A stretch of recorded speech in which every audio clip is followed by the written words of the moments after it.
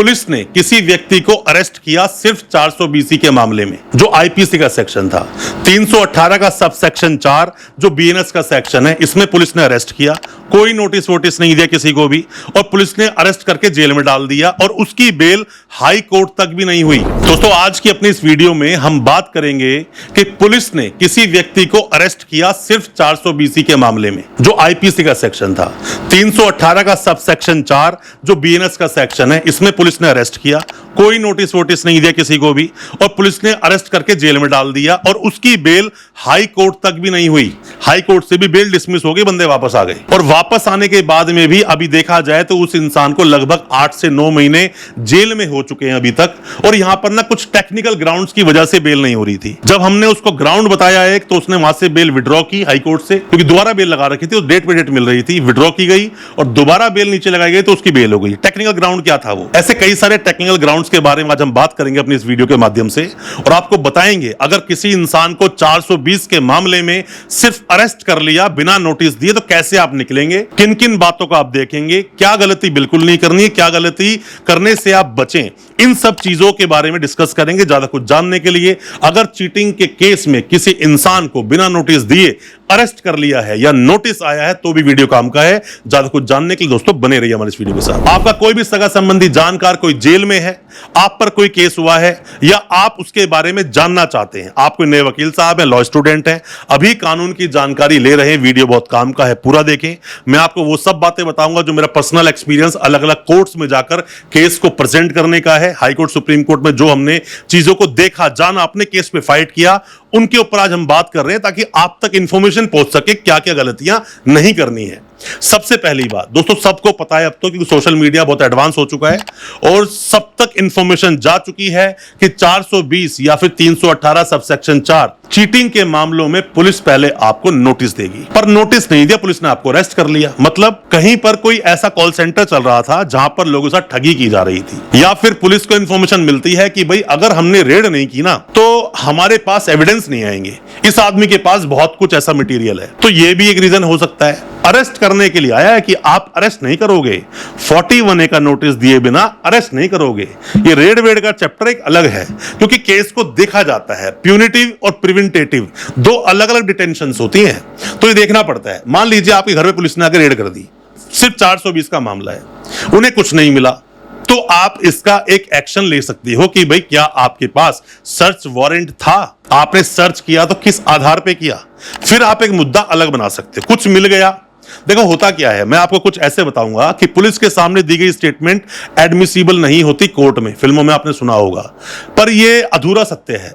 पूरा सत्य क्या है? एडमिसिबल हो जाती है स्टेटमेंट अगर वो रिकवरी डिस्कवरी हो जाए। मान लीजिए एक बंदे को पकड़ा, उससे बोला भाई आप फर्जी कॉल सेंटर चलाते हो, कहता नहीं सर मैं ऐसा कुछ नहीं करता। कह रहा अच्छा। जब उससे और सवाल पूछे गए तो उसने बोला हाँ सर मैं करता हूं। कैसे करते हो? सर डाटा मैं यहां से खरीदता हूं। कॉल करते हो? हाँ कॉल करते हैं। कौन कौन स्टाफ है? इतना स्टाफ है। कैसे करते हो? सर हम ऐसे कॉल करते हैं, ये सिस्टम्स लगे हुए हैं, डाटा हम यहां से खरीदते हैं। पैसा कैसे आता है? सर इस अकाउंट में आता है, इतना पैसा कट के हमको मिल जाता है। रिकवरी डिस्कवरी हो गई। तो जो भी कुछ आप बता रहे हो पुलिस रिकवर कर लेगी सब चीज जाकर, और उसमें नए सच जो सामने आएंगे वो सब चीजें कोर्ट में एडमिसिबल हो जाएगी। तो यहां पर अब देखना है सेक्शन क्या है। अगर केस बना नॉर्मल 420 का, नॉर्मल बना 318 सबसेक्शन 4 का, नॉर्मल केस बनाइए चीटिंग का, तो ऐसे मामले में पुलिस ने अभी आपको अरेस्ट नहीं किया है, अब आपको नोटिस देगी। आपको नोटिस नहीं दिया तो आपके पास ही ग्राउंड है कि भाई आपने मुझे ऐसे ही अरेस्ट कैसे कर लिया। कई बार ऐसे केस सामने आते हैं कि पुलिस ने सामने वाले को अरेस्ट कर लिया, जेल भेज दिया।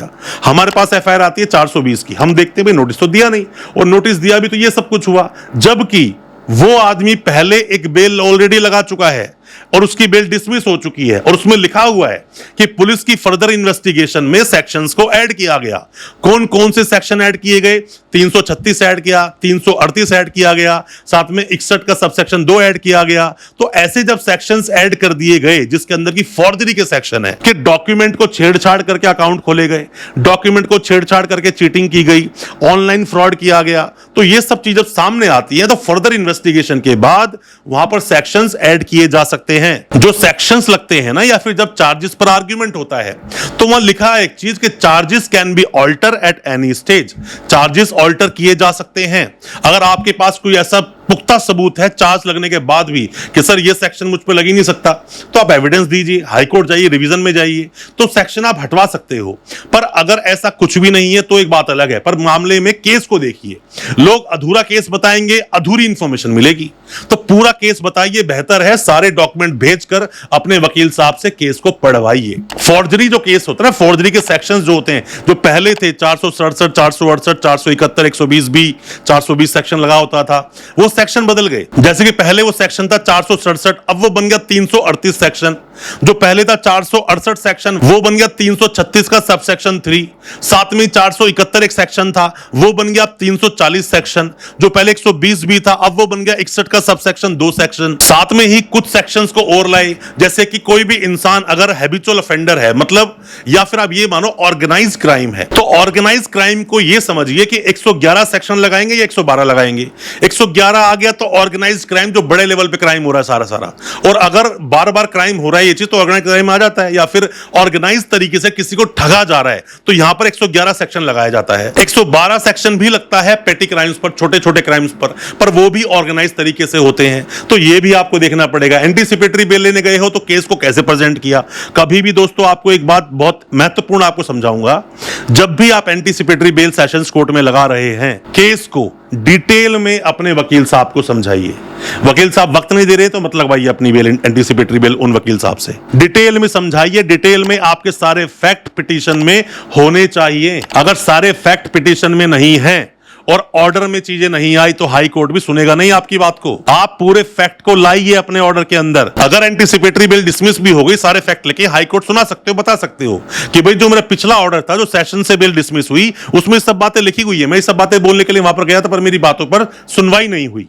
देखिए कानून कहां टूटा है। जो मैंडेट प्रोविजन है, कहीं उनको तोड़ तो नहीं दिया गया, या फिर ग्राउंड्स ऑफ अरेस्ट ना बताए गए हो, नोटिस ना दिया गया हो, पुलिस में बहुत मारपीट की गई हो, वहां पर पुलिस ने आपको ज्यादा वक्त तक रखा गया हो, 3 दिन 4 दिन तक मारा पीटा गया हो।